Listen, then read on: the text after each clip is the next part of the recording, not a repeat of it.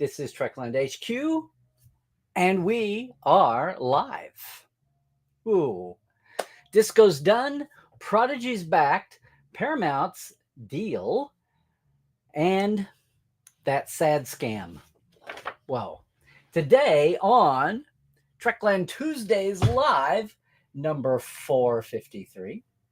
353 with me, Dr. Trek, Larry Nemechek, coming at you right here from the heart of Trekland for some sanity, clarity, and a bigger picture on all things Star Trek. Yes, coming at you right here from the land of Trekland and TreklandTreks.com, where you can set up your own customized away mission around some of the Star Trek location sites around Southern California.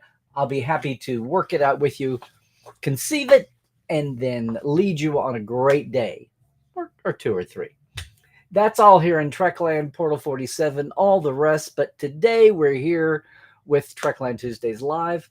Hey, if you are new to the show, I hope you sound off and let us know where you are. People are going to be dropping in here, and as they do, say where you're from. Give us a shout out. Give us a hello. How's the weather? What's the Trek like where you live? We've got a great community here. You'll figure that out really quickly. And you'll just so you know, I love it when people use YouTube now because A, we get better numbers. B, this is a super chat. And I always respond to the folks who cross our palms with silver for questions first. I'm going to do a topic here today, kind of a sprawly topic today. I promise not an hour and a half, though. Not another one of those. And then we'll get to the questions. So I'm not going to dive into the questions. I'm unique that way until we get to the question time for all you UK fans. But look, if you're on YouTube and Twitch, you'll see all the questions. If you're only coming on Facebook, you'll only see the Facebook questions, right? And if you are watching us later, not live, hi, YouTuber. Try to join us live if you can sometime on a Tuesday. But for now, I would love it if you would keep all this great conversation going. And of course, leave comments, even wherever it is you find us on YouTube later on. Because so much is happening this week. Yes, we took a week off the holiday and family stuff and all that. Here we are, and look what happens. Number one, what we knew was going to happen. Discovery has its end episode, its finale, and I went to the LA screening, which was kind of an enigma until we figured what was going on. And within a couple of hours, the whole world was able to see the finale to Discovery. Talking about that today, the things that I did not cover in Second Opinion. I hope you go and catch the Second Opinion for Life Itself. Life, itself, season 5, episode 10, the finale of all Disco things, even though it wasn't planned that way in the beginning. Have a great extended episode for that, but we're going to talk about the other side of the equation today. Also, yes, the news is finally public. I knew about it a few weeks ago. Prodigy is back on July 1st, but everybody, including the producers, are still trying to penetrate the Netflix enigma to see, will it be all 20 episodes or will they split it 10 and 10? I'm almost rooting for some kind of a split just so the whole thing isn't wasted all at once. And I say wasted. We're going to keep those meters spinning, right, gang? We are not going to let it be a one and done blurb after a month's time, right? We're going to keep the numbers steady. Although Netflix, supposedly the template, the paradigm is that the Netflix meter readers look at the first month and then almost make the decision on a renewal then. And season 2 is all done. The question here is, do we get a season 3 for Prodigy? That's in the mix. And then, the last couple of days, there have been a lot of headlines about the Paramount deal with Skydance. And is it a done deal? There's been some agreements, but not the agreement. I want to talk about that in a minute. And then I feel the need to talk about what's now finally out in the open. Thank you to the LA Times and other news media for covering something that everybody, especially the local fandom around Southern California, but anybody who is within reach of a crowdfunder needs to know about. And that's the supposed Sci-Fi World Museum that's opening in Santa Monica. Has now been finally reached print with the help of no less than the LA Times. So, whoa, can I do that? Can I give everything justice? Well, here's some personal reflections today. And again, Pop in with the chat if you can, if you want to. I will circle back and get to it after we take a micro break, okay? Discovery. And here's the thing. I did record a second opinion for the finale as it was, with a couple of bigger picture comments. I think I'm still going to, I know you're shocked. I think I'm going to devote an entire Tuesday's Live next week. I think there's still some percolating to done. And you know what? It's not all just about the surface quality of the episode, because there are things that it means for Trek. I think there's some signpost landmarks that we need to reflect on a little bit, even beyond the story. And I appreciate getting even more facts rolling in. I'm dealing with some sources that are kind of interesting. And then we'll have more maybe popping up in the press, even with the hot week passing by. But one thing's for certain, it did spike. We don't do the parrot analytics numbers anymore here, but it did spike on the parrots. The show spiked for Paramount Plus itself, which I know you say, well, that's a low bar. Well, it was #1 on Paramount Plus over the weekend. Some weird little parameters like page views to the Star Trek Discovery wiki page, not Memory Alpha, but the Wikipedia page were up. There was some other, thank you, John X, for sending me some stats on this. And I think overall, it's been amazing. I've referenced this a little bit on Second Opinion. Please go watch here on the channel. And Scott and Kyle did a great job with the graphics and the production of it too. And for the first time ever, there are some other voices on this Second Opinion from the LA screening. Because the whole thing was an odyssey to me. Watching the online reaction, I know what I felt. That's what Second Opinion is for. Immediate reactions and a little bit of reflection 2 or 3 days later. And I'm still mystified, not just on a troll level, but I still don't get the people. Fine, if you don't like Discovery, that's fine. And the whole sidebar thing, if you don't like it, then why do you spend so much time telling the world? There's all that. But I mean the people who sincerely seem to be grappling with it, or maybe not quite as sincere, but still. I don't get the people that look at all of Discovery as one block, like it's all one loaf of bread. Discovery, like all the series, but even within this one series, the seasons are so ridiculously different. And I don't want to tread on my future thoughts here, but anybody who looks at all of Kurtzman Trek, or even all of Discovery, the season, and people have their different opinions about it. Some people still miss season 1 and they haven't liked it since, which blows me away. But whatever your favorite is, however you see the series, it's hard to think of it as just one brick, one loaf of bread, top to bottom, start to finish. We look at Next Generation now, even though we all kind of hold our nose over a lot of the first season and even a little bit of the second. We don't so much hold our nose over the early DS9s, but we can see that they're wandering and trying to find their way. Voyager was a different show before and after 7. And not that it was lost in finding its way, but it got tight, which happens to all series. Poor Enterprise was all over the map too. And as we get further away from, as we let them get further in our rearview mirror, it's easy to come up with all this, right? 5 years. I've said since the beginning of Discovery, I can't wait to see what is made of the series in 5 years and in 10 years. And people say, well, it was great for representation and not much else. Or it was great as an experiment in the first serialized attempt at Star Trek, which quickly got better with other series and even over the course of the show itself. So what was interesting is the thoughts that came up to me, and I said them in Second Opinion. I almost felt cheated. I almost felt angry. I enjoyed the finale. I was amazed at parts of it, the conceptualization of the worlds. I don't want to repeat Second Opinion too much, but some of the art direction of the part of the show that was devoted to wrapping up the plot, and then we had the part of the show that was devoted to wrapping up the character bits, and then we had the glommed on bit at the end forced by the cancellation. And that's a whole story and a saga in itself, which would have been now apparently the season 6 arc of reaching into Calypso and watching fans argue whether that was not needed at all. Although I think those same people would have yelled if they hadn't matched up to Calypso at all. So some folks are, even if it's not argumentative and they're civil, some folks are just not going to know what they want. And I've got plenty of critiques of Discovery as it is.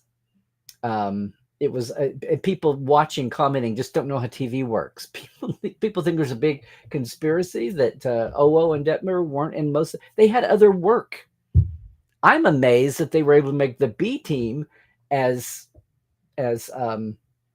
relatable and as I don't know, popular, appealing, and penetrable as they did. And it made me sad because OO and Detmer and the rest of the bridge crew, I wish they'd had that kind of treatment in one season rather than the treatment they got for 4 or 5, which brings me back to my main point. Life itself is the finale for Discovery? I don't think so. This seems so much better than the series as a whole most of the time that I want to know. I want the series this was the finale too. Anyway, what's interesting is going to the live event Wednesday night and thinking, oh, why did I do that? Because I'd watched the screener on my own, thank goodness, for the nuances. But it was good to see fans. It was good to see people I hadn't seen in a while. Some of them are in second opinion. And there were 150, 200. Now, granted that these are the people who returned the invitation. This was a Los Angeles area availability. This is why people outside New York and LA feel disappointed or hate that they miss these opportunities. But, it is what it is. Do we have transporters?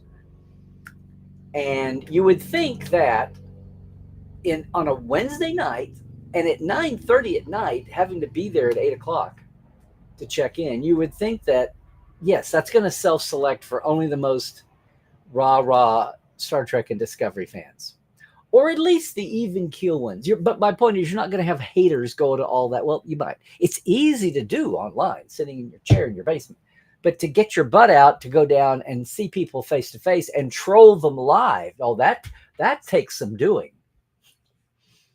So you have an idea of what it is, and then wondering, are there presses? There was no press, but it was the twin bill screening to an FYC event, a for your consideration event for Emmy voters.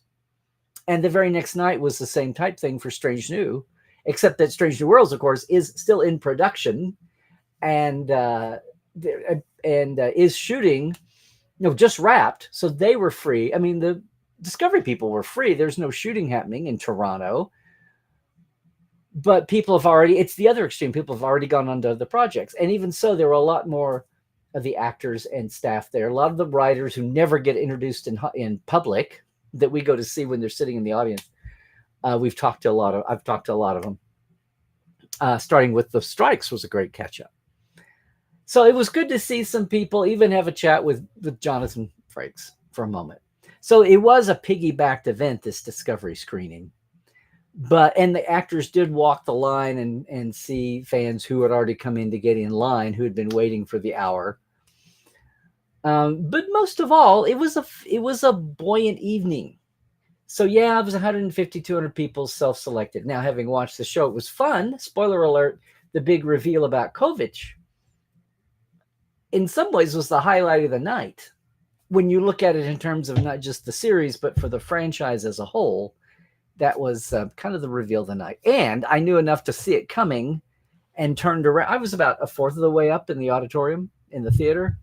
And I turned around and it was a jaw-dropping moment, I say, in second opinion.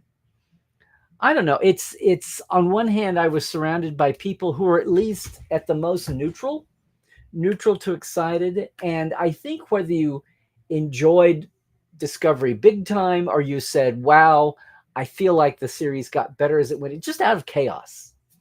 And it got better as it went along. Seeing the end of anything is sad. This is the end. I keep saying this. It's the end of the first Kurtzman series. And somebody had to correct me in comments on YouTube for Second Opinion.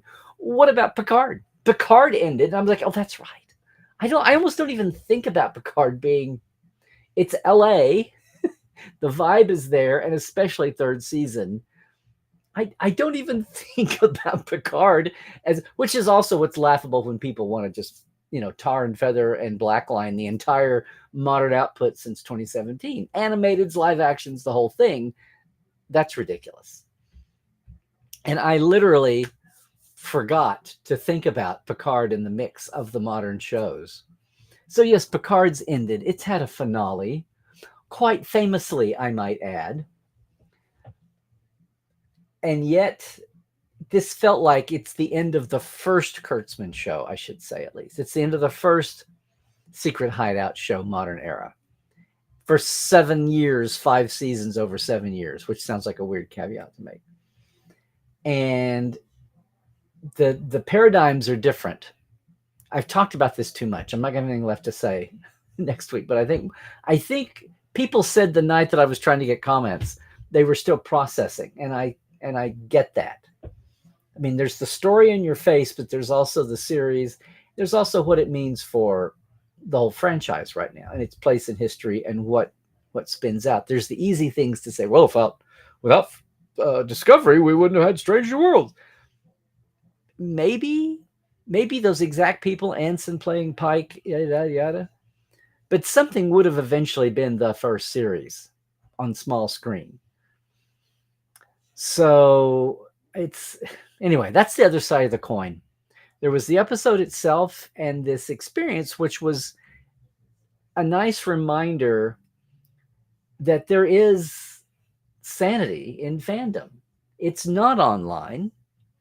And that does not mean you have to just, cream your pants every 5 seconds over Discovery. That's not what I mean. What I mean is you can look at it and say, here's the pluses, here's the minuses, and you can say, oh, it's sad that it's ending, or, well, at least now it's out of the way and we can get on with the other shows so we can get them over with, and now we can get on to Legacy. Okay, which is going to happen on down the road.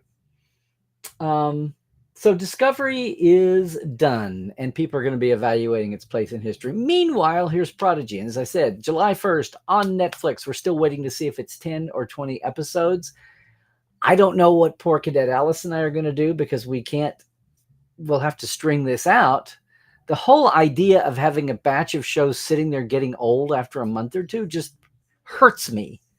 I mean, they eventually do anyway, but I just think Netflix has not seen anything like Star Trek. I think Star Trek is, whether it's fans having a convention at a hotel in the 80s, or whether it's trying to write the book on how streaming and serializing should be done.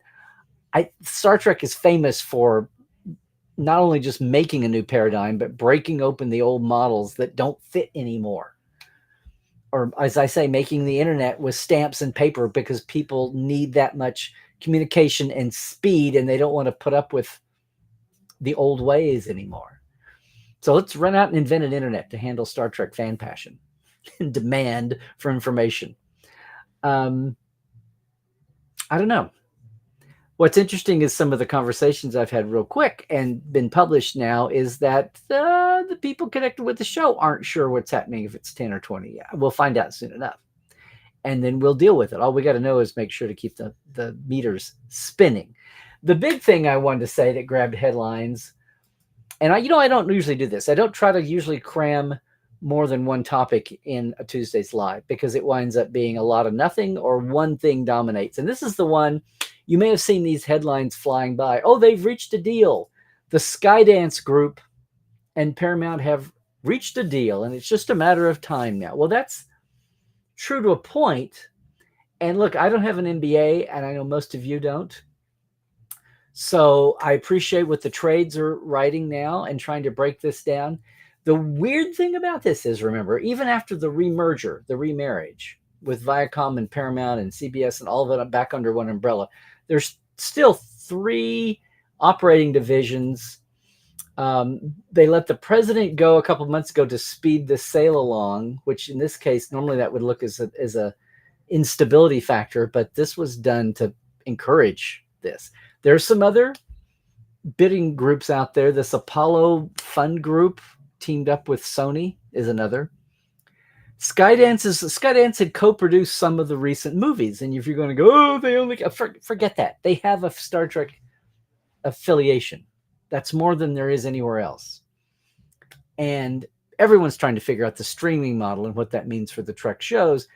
Basically, overall, the common wisdom was that the Ellison Skydance offer was going to be the most Trek friendly. In fact, one of the mini headlines, maybe it was a scare tactic, but one of the mini headlines out of the Apollo thing was they had no interest in the physical studio lot of Paramount at 5555 Melrose in Hollywood, the storied Paramount lot, where not only is it cool to be, so much history is there, the vibe is there, and I can still do a tour and we can talk about original series, Next Generation, all the Berman era, and even the 09 movie shot there.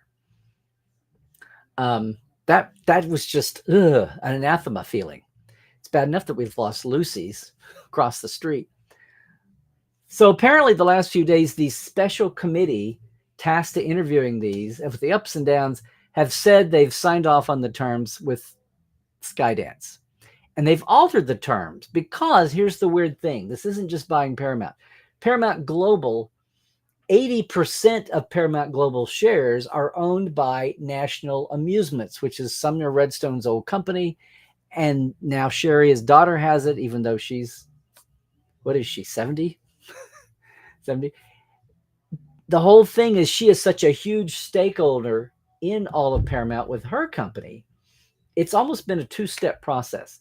The deal that they got to was to sweeten the deal for the non-bigwigs, for the non-voting shareholders that don't have a seat at the table on the deal, but they've got a financial stake. What you've been reading about, in essence, means they've upped the share price for those shareholders, so there wouldn't be open rebellion or push down a suit against her. What you've got down to is Sherry Redstone looking out for the family interest among the, and even though she owns 80%, even though her National Amusements that she's a majority owner of owns 80% of all of Paramount Global, that's the sticking point. The stock market seemed to react well to this. What would happen is, thank you, deadline here, Skydance would buy National Amusements first. They have 80% of the voting shares, but only 10% of the equity value. Oh, love business, don't you? Then, once they own National Amusements would put, with the new owners, would put a lot of cash into Paramount itself. And then Paramount itself would buy out Skydance. So the brand survives. That's what's, yeah. An outside investor, Stephen Paul, wants to buy it for $3 billion. Most people are in favor of the Skydance deal. Wall Street seemed to, of course, one of the money, the Apollo thing, so the news headlines the last couple of days was that the special committee from all the Paramount side who had been dealing finally came out and said, yes, take this revamped offer. Now, two things. Today was the stockholders meeting, the shareholders meeting today, I guess, in New York. And they were trying to get this agreement done on the heels of that, on the eve of that. And very little was said, nothing was said about the offer. So they fired their head guy, right? And ever since he's been gone, they've had a triumvirate, a troika running the show. So the guy who's head of CBS, the guy who's head of Showtime and the networks, the cable networks, and I think streaming, Chris McCarthy, and then Brian Robbins, who's the president CC of the movies of Paramount Pictures and Nickelodeon. So the three of them say they co-developed the concept behind Paramount Plus, or taking it on from CBS All Access. And they were crowing about how, even though, and this was kind of shocking, even though the company had a really horrible fourth quarter, how they've managed to, with the IP that they have, and they were citing Teenage Mutant Ninja Turtles was dormant, and they took it, revived it, had 180 million global grossing animated movie, and a billion in retail sales global. They were having a town hall. Also, this was all video. This movie. The fourth quarter last year, Paramount lost a ton. Streaming lost a ton, but streaming is up. So there you go. I was trying to find these. Yes, fourth quarter, the entire company, Paramount Global, lost 490 million, but their subscriptions hit 64.5 million, which was new. So today at this shareholders meeting, they were talking about their strategy to grow and to partner Paramount Plus to start leasing out some of the shows. So on one hand, it does away with the uniqueness. All your Star Trek is at Paramount Plus, but then they're pulling in money, licensing it to Hulu, Netflix, Prime, whatever. And they're saying if we don't do these other deals, if we still go ahead and stay alone, here's how we survive. We partner with the other, which is becoming a common thing. Because streaming, no one has a rule book for the streaming industry anyway. It's in the throes of all that. But they were talking about their billion-dollar brands. $14 billion brand strategy was on one of their slides today. And they mentioned NCIS and SpongeBob and Yellowstone and South Park. They're all billion-dollar franchises across ads, licensed content, and retail. No mention of Star Trek, oddly enough. Whether it's the elephant in the room nobody has to talk about, or I don't know. So the existing leadership team is talking about we're doing just fine. Here's the thing, though. On the movie side, from flatness, in the past year, they've had movies that have managed to be number one at points. The Mean Girls redo, If, the Bob Marley documentary. They're looking ahead to Quiet Place, Transformers 1, Smile 2, Gladiator 2, and Sonic the Hedgehog 3. We'll see. But the main thing here is this is not a done deal. Sherry gets to decide, and breaking news just a couple hours ago, sources are telling Reuters, which is the European-based, AP like news service, legit. Sources are telling them that Redstone is unhappy because Skydance put aside more money for the little stockholders and took away from the family offer, basically the national amusements. This is so sad. I don't blame her for being angry. Oh my gosh. Ellison made more cash for shareholders by reducing Skydance's value of the merger to $4.75 billion, not $5 billion. So they took money away from the national amusements, i.e. Redstone family offer, and to give more money to the little guys. So she is unhappy with this, is going to look at other offers. They said nothing's been voted, formally announced, but this is what sources are saying her mood is. And that she's willing to look at other offers over the sale to Skydance, even though the corporate special committee has said, yes, we vote to take this offer. And that's where things stand. All that to say, the headlines you're hearing about, they've done their deal. It ain't over till over. It ain't over till the old lady sings. And imagine losing out on a few billion, fractions of a billion, when you've got that much at stake. Heaven forbid, you might have to let a few gardeners go.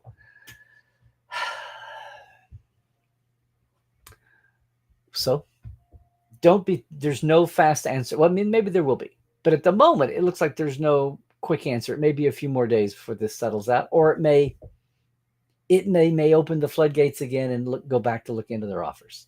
If she can leverage her clout to, which basically she can, to force a relook, or listen to some of these other deals, which will take the whole company, all its pieces, and especially what we care about, Star Trek, and how do we get back to a time which was unthinkable until 10 years ago, that movies and TV would be disparate, non-rights overlapping tracks? How ridiculous is that?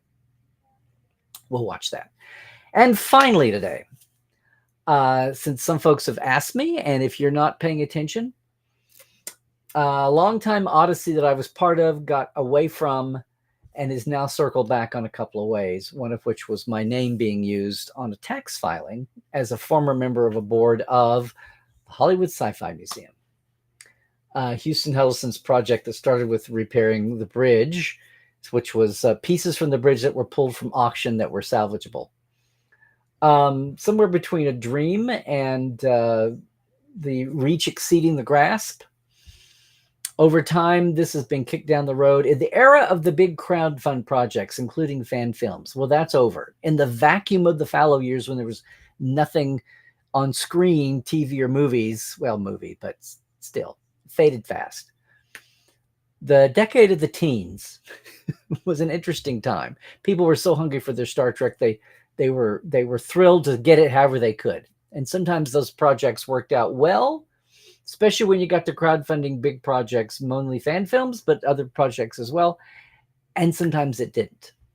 And after all these years and years and years, it looked like the project that I haven't been a part of since 2015 because I didn't like how it was making it awkward for me to deal with CBS because promises were not kept and deals were reneged on.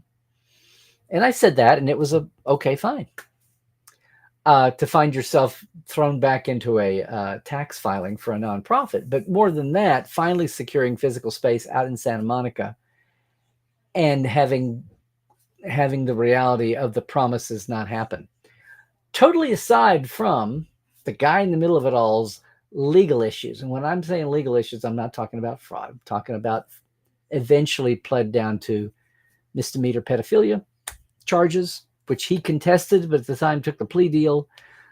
Look, this is all not the kind of thing I enjoy talking about on a Tuesdays Live. It's there in the LA Times. I have a post with a link you can go read behind the paywall if you don't have the LA Times. On my Facebook page, you can go to Larry's Trekland and the link is there. And there's a lot of people involved, a lot of fans involved, people that had been working even as the guy had stepped back. They resigned partly because the project, the museum wasn't ready to open and gala tickets had been sold. And a lot of people are feeling stiffed on the fraud aspect. So that's all going to play out, however it plays out. But this had been a simmering story for a long time. And kudos to reporter at the LA Times for doing the story, doing the legwork, and a lot of fans for contributing their own legwork, and a few people willing to step up and be quoted for it.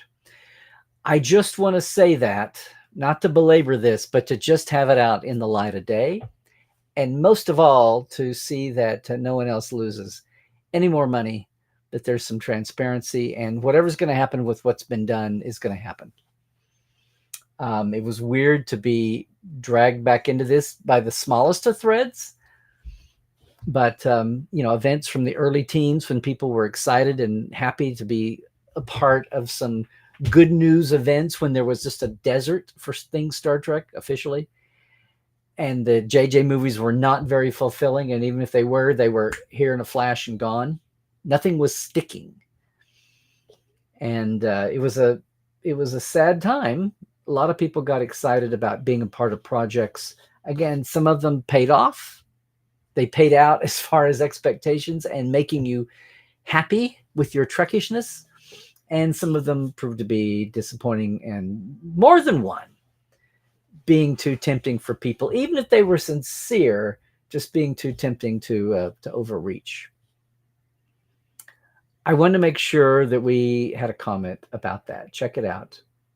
The Sci-Fi World Museum. No more people need to lose any money, time, energy, or more. Any kind of grief on that project. And whatever semblance of legitimacy and standing is gone because the two people who had lent their names and were working on the project now left as of a few days before the opening. So there you go. I don't wish to see anything befall anybody of any stripe on any side of the fence. But in the end, you got to come down with the fans and their money and their hopes and anticipation. And in the bigger sense, there's corporate lawyers to do the job, but in the bigger sense, you want to protect Star Trek too. Boom. Well, welcome back to me after a week of being off and so much happening. What's everybody want to talk about? I'm going to leave it there. And if you are watching this all later on YouTube, here's your chance to comment below, as we say every week on Second Opinion all the time. And it's my chance also to thank everybody who's here. In fact, well, I have some changes to this, but we do have a Patreon. It's very simple.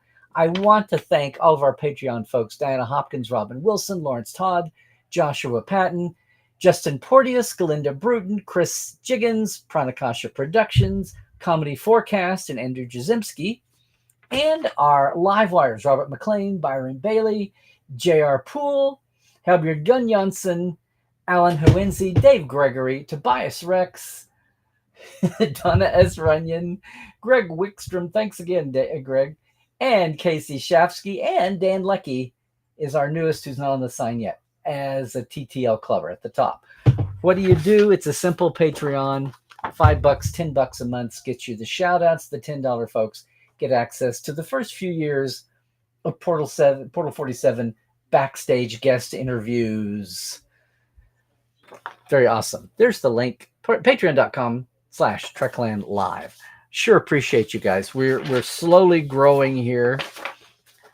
I sure appreciate everybody who's had a trust, or if you're thinking about it, come out and take a Trekland trek with us. It's an awesome, awesome day. You will not forget. It's the day of a lifetime or two if you're into your Trek and you're ready for something a little different. Again, nothing at all like the Star Trek tours in Ticonderoga, James's Bunch, which are sets. These are the locations that are out. And it's a mix. Some of them are public places. Some of them are private. Some of them are the obvious, like Vasquez Rocks. But we give you a package deal, all the context, all the support you need. That includes props and cosplay and stuffed animals and whatever you bring. And it's summer now. People are moving and traveling. Make sure and get in touch with us if you want to look at that. And the other big news of the week, held off till now, is it's season 12 for the Trek Files. Walter Koenig is our guest this week to kick off season 12. We're talking about actors' salaries for season 3 with a memo from Bob Justman to Gene. Never meant to see anybody else's eyeballs, and Walter is there to talk and comment with us. Most of all, have you heard the news? This is the soft launch. The hard launch is coming, but as of right now, our new home for Trek Files is on Memory Alpha. I know there's a Memory Alpha page, but now all the episodes are in tables by season. You can click to the episode, the document and the recording, and links to the guest are all in one page on Memory Alpha, and it's going to be that way going forward with every new show there. We're still on Facebook. We still have all the podcatching places you can find: Spotify, Apple iTunes, wherever you find it, several more.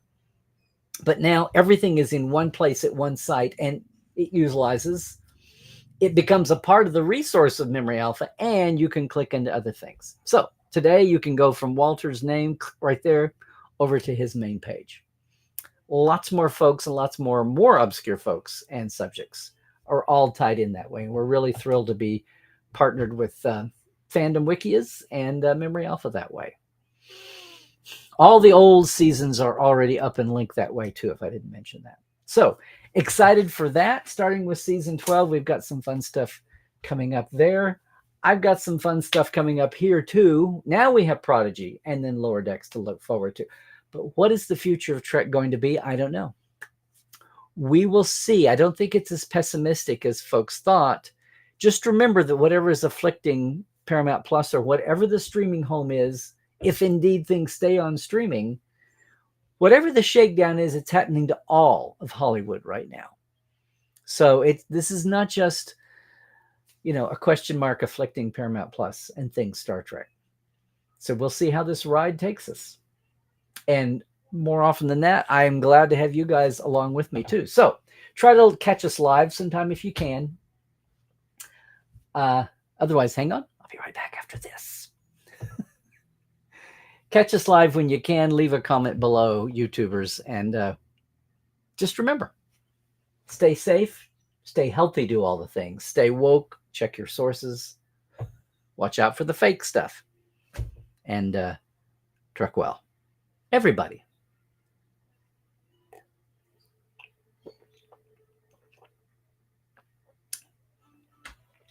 Oh, Jesse, yes, you did. Yes, you did become a Patreon last week. I'm so sorry. I haven't done a new sign. I will get a new one. Yes, did not mean to slight you. I guess that means I'm going to dive into the chat now. Let's go back and see. Did I run the basis on this enough? Oh, it is out for 20. All right. I was checking this morning and saw it was still up in the air. I was afraid of that. I was trying to send the vibe. Stupid Netflix is the latest entity to learn how Star Trek works. They're going to miss out on numbers. They're going to miss out on numbers. They're going to make it hard on people. But on the other hand, there are some metrics. I was also reading, who was it? Oh, Aaron Walke was telling me that their show Troll Hunters dumped out 20 episodes at once, and kids like the repetition. The kids who have no time limits, especially in summer vacation days, and they can sit and watch it. So we'll see. Maybe us old fogies just have it wrong. Maybe that's the way to go when you're combating that. Netflix may not know Star Trek, but they may know their business model. So we'll see. But thank you, Sean, for that off the top. I wish I'd seen your bit faster. Hey, Ma Baloney? Bellion? Ma Bell 1? Are you a throwback to the Bell system? Not sure who that is, but glad you're here too. Oh, you. Do I know who this is? Yeah, Plushy Leonard's back there. Plushy McCoy. I love how you're on first name basis with him. Hey, Stephen. Good to see you. Oh, thank you, comedy. Love the disco storage animation. Well, you can thank you can thank the guys for that. Scott and Kyle. That's right. I guess Prodigy is a Canada Day present for you guys. There you go. Am I not on? Oh, I'm not on Facebook. That's interesting. That might be a hangover from Cisco Day. Yikes. Okay, well, we'll get it turned back on. Glad everybody's here. And no Twitch either. Well, I guess we're all YouTube. We are all YouTube now.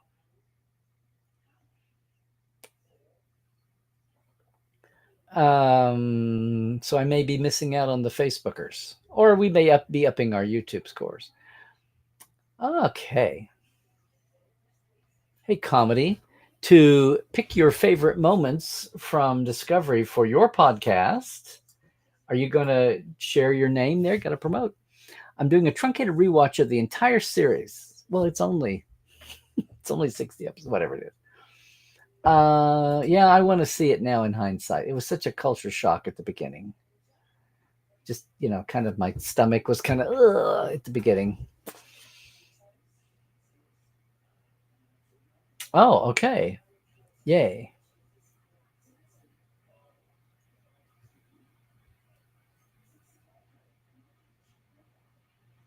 That's good to know. Yes.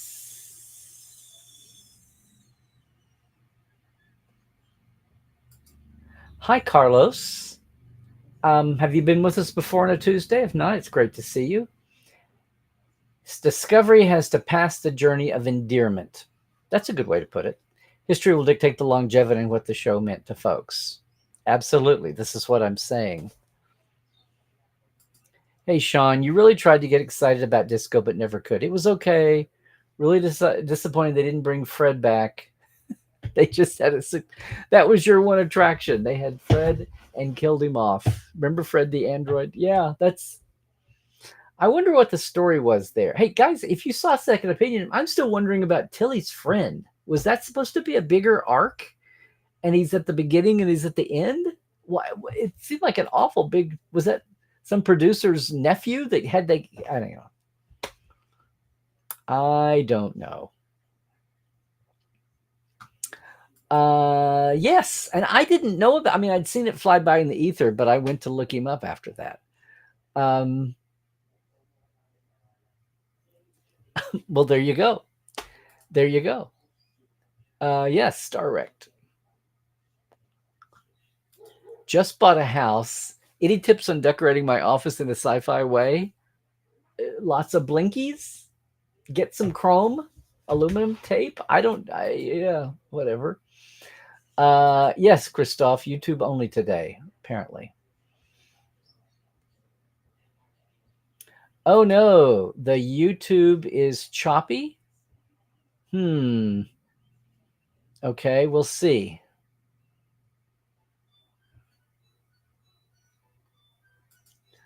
Well, I know, Mike. And plus, are they counting records from before? Like not pre-burn, but pre-jump? Like the original first 200 years of the Academy? I don't know.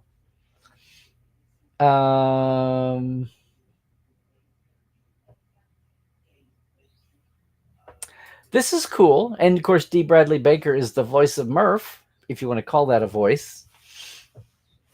Up for an Emmy for Crosshair and Bad Batch. Yes, obviously. And thank you guys. I literally was scouting around trying to see, trying to find it before we came on. But thank you also, Carlos. What? See, this is where I think people are going to get to eventually. Season by season rankings for Discovery. So season 2 was your what? Because of Anson, so it doesn't count. It's like season 2 was the asterisk year. You're really piggybacking. It's really a pilot for Strange New. It's not really a season of Discovery, especially with that the whole Red Angel suit thing. I just that was the committee's version of what to do. And season 2 suffered from writer upheaval as well. So then season 5, then season 1, then season 3. Oh, so you like season 3 so much you ranked it twice, and hated season 4 so much you didn't at all? That's funny. Hello, Roland. It's been a while. I know you've been with us before, but there you go. Arathacon. I had people asking me if, we had anniversaries also. We've just had the anniversary of What You Leave Behind, or What We Left Behind. Now, thank you, Documentary. I can. What You Leave Behind, the DS9 finale, the anniversary of Turnabout Intruder, which were in 9 years. So it's 5, so 55 years. And what is that? 99, 09, 19. Yeah, 25th anniversary of What You Left Behind airing. And the anniversary for Star Trek 3, which people were asking for big screen screenings. And apparently it's not in the works yet.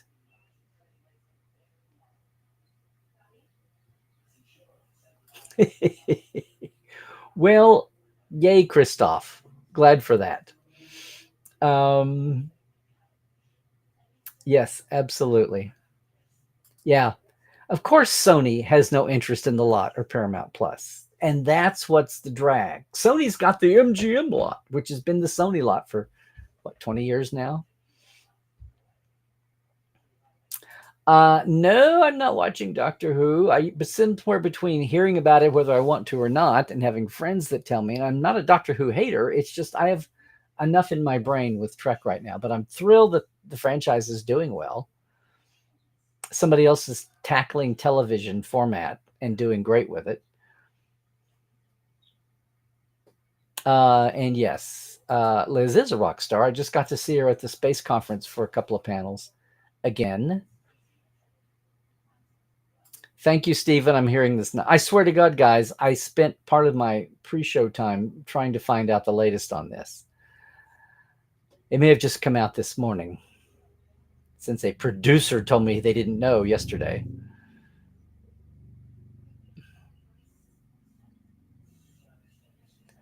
Super Sentai? You guys keep talking about this? Oh, Super Sentai. Okay. Yes, Carlos, and don't you dare spoil any of it if you know French. All right? Uh, I'll have to look at this. Oh, South Park had a special on Paramount Plus. Not they didn't do a number on Paramount Plus. Uh, okay. And yeah, you're not late. I'm late, Jesse. There we go.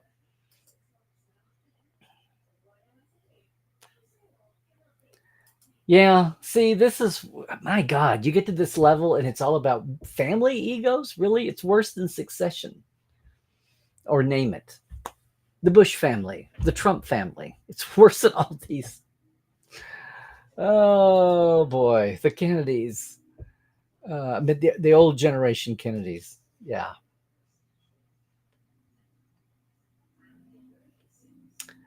We'll see. We'll see. If all I'm saying is I go back and forth, but if you've got a chance to go take a Paramount Studio tours, whether it's with me or the regular tours, do it quick. Do it quick.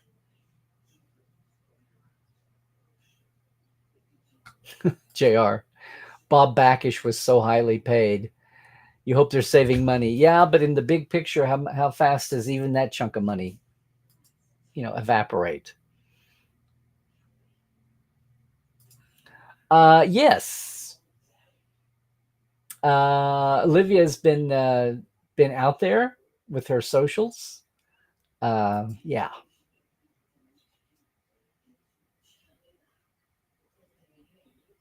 She like relentless, like a dog on a burglar. Yeah, there you go. Yes, yes. Oh, Linda, no, you didn't. No, you didn't. We're all good.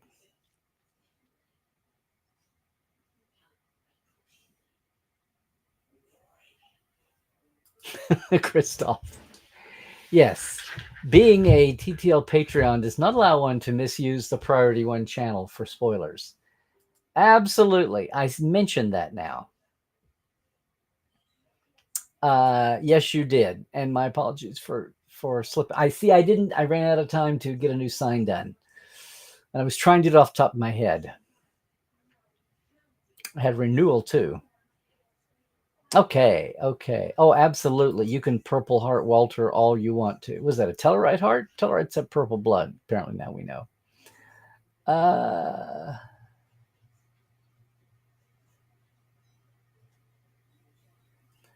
oh, Sean. It's a good thing I wouldn't pass that along out of the chat and preserve it for all eternity on video. Good thing. Good. Well, we're gonna be building on that in a couple of different ways. Still, there's more to come, but for right now, everything is easily archived. I had so many people say, it's so hard scrolling back in Facebook was never meant to be an archival site. That was an easy, quick fix to launch with that John developed. And now, if you want to go find an old show and you didn't keep the link, you have to scroll back through the photos. You have to scroll back through the documents. You can go to Libsyn at least and some of the other archival places, but Libsyn especially is a good archive for the audio. But the Trek Files is so much more than the audio. It's the only podcast with homework. Thank you guys. Thank you. I'm glad everybody is thrilled about this.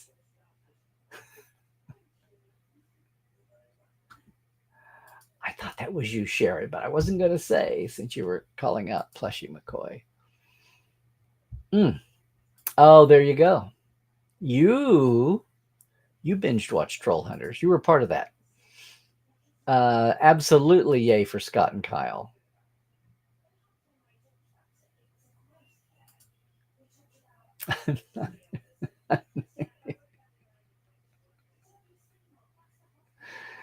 I kept saying join us on YouTube. It helps when one is turned off. I know. I'm really bad about forcing the cattle call though. There you go. It's perfectly fine. Just don't do it 47 times in a row, but it's fine. The topic is Trek. And yes, you should.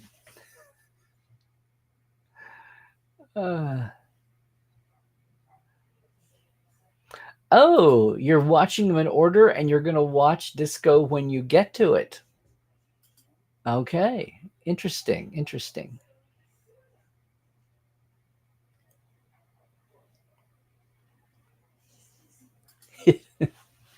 Going to see if Beverly makes an appearance in season 2 of Prodigy. And he said to watch and find out. Well, that's the non-answer answer, isn't it? Because he doesn't. If she's not in there, that he didn't lie, huh? Yeah, Carl. Short seasons. I had an interesting talk about auctioning. Well, part of the Disco thing is the sets and storage in Toronto, and the new attitude about IP material, and not just IP intellectual property, but physical. Anyway, it's a lot of interesting rabbit holes start to go down. I thought this deserves its own week. 15 episodes, 18, 15 at least. Yes. Yes. Where you didn't have to spend every, if part of the recipe for taming the serialized formula is not feeling like everything has to be event driven. And which is where we're starting, which is what this season I felt on Discovery. I felt that's where Picard got to. Yay, Terry. Yes, character. Cool. Okay, so YouTube's been fine. Maybe that was just Dr. Dave's. Yay! Yes, Scott. There you go. Um, take it all. Take it all. Take it all. And the 42nd anniversary of Wrath. Yeah, well, it's summertime, so we're going to hit all the summer movie anniversaries are coming. The ones that hit me where we've got so many 05s. We've got so many even anniversary style anniversaries, real ones. Um,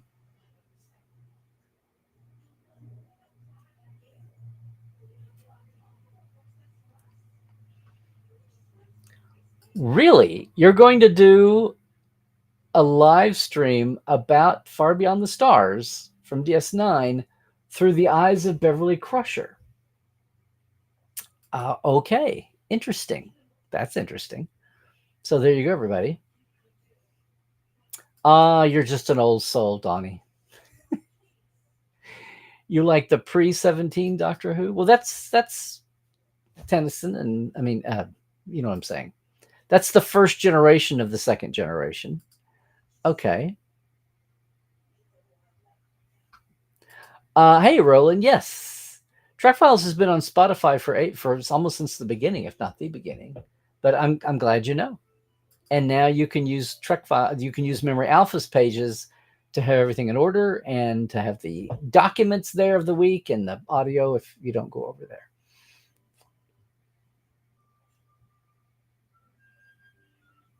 Mm-mm-mm.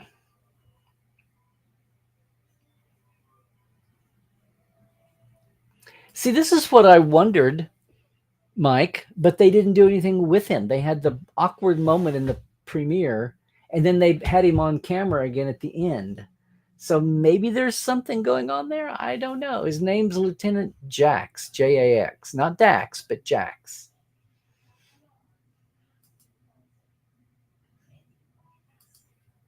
Yes, indeedy. And thank you, Scott, for posting the link there. Boom, boom, boom. Dashes, the dash Trek dash files in standard Memory Alpha format there.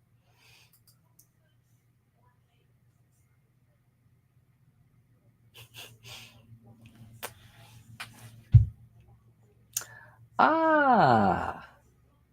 Oh, hey, William, you're watching Center Seat on Tubi? Okay. Most of the people speaking on there know what they're talking about. Okay, a lot of love for these other series that are up and getting announced and getting honors here.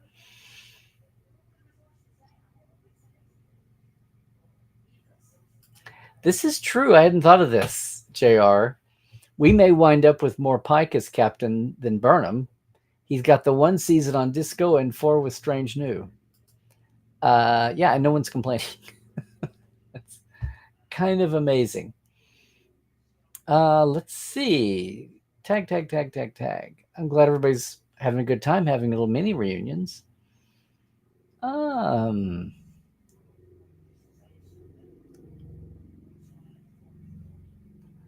Okay. Well, all right, Zahir. Pass it on to the front.